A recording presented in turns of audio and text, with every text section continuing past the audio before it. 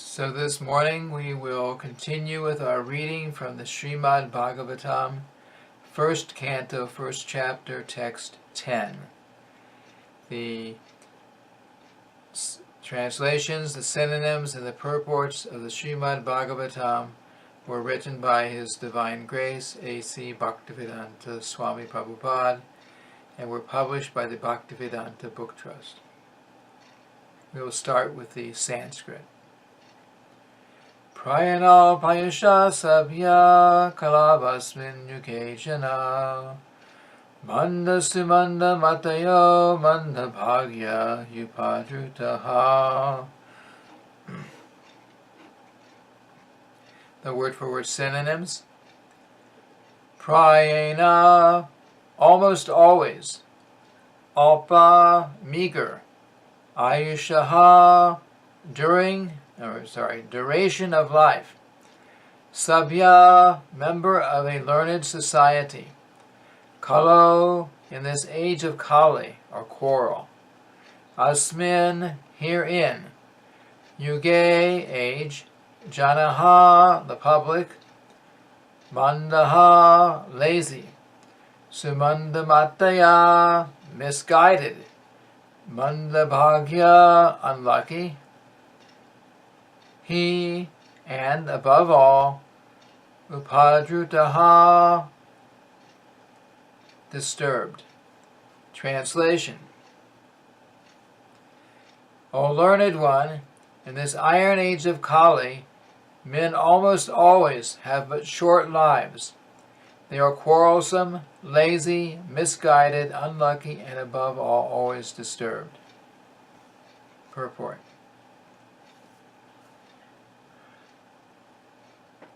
The devotees of the Lord are always anxious for the spiritual improvement of the general public. When the sages of Naimisharanya analyzed the state of affairs of the people in this age of Kali, they foresaw that men would live short lives.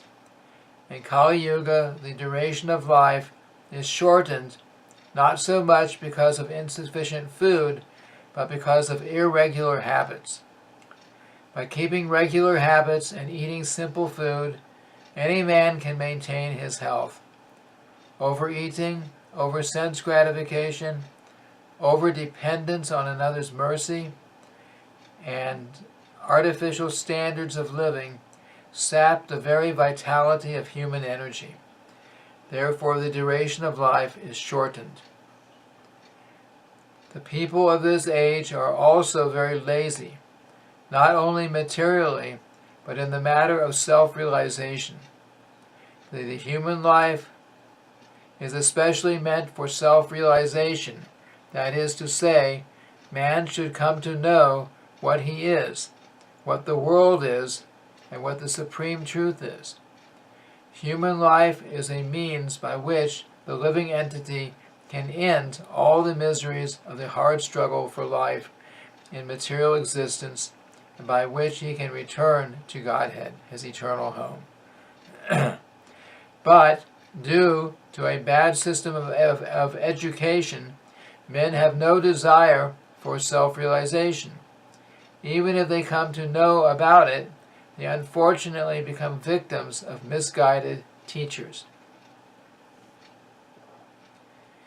In this age, men are victims not only of different political creeds and parties, but also of many different types of sense gratificatory diversions, such as cinemas, sports, gambling, clubs, mundane libraries, bad associations, smoking, drinking, cheating, pilfering, bickerings, and so on.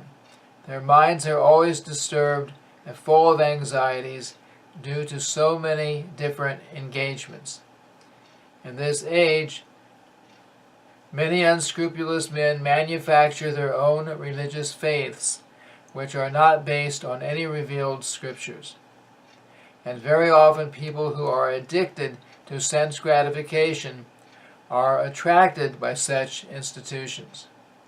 Consequently, in the name of religion, so many sinful acts are being carried on that the people in general have neither peace of mind nor health of body. The student, brahmachari, communities are no longer being maintained, and householders do not observe the rules and regulations of the grihastha ashram. Consequently, the so-called vanaprasthas and sannyasis who come out of such grihastha ashrams are easily deviated from the rigid path. In the Kali Yuga, the whole atmosphere is surcharged with faithlessness. Men are no longer interested in spiritual values. Material sense gratification is now the standard of civilization.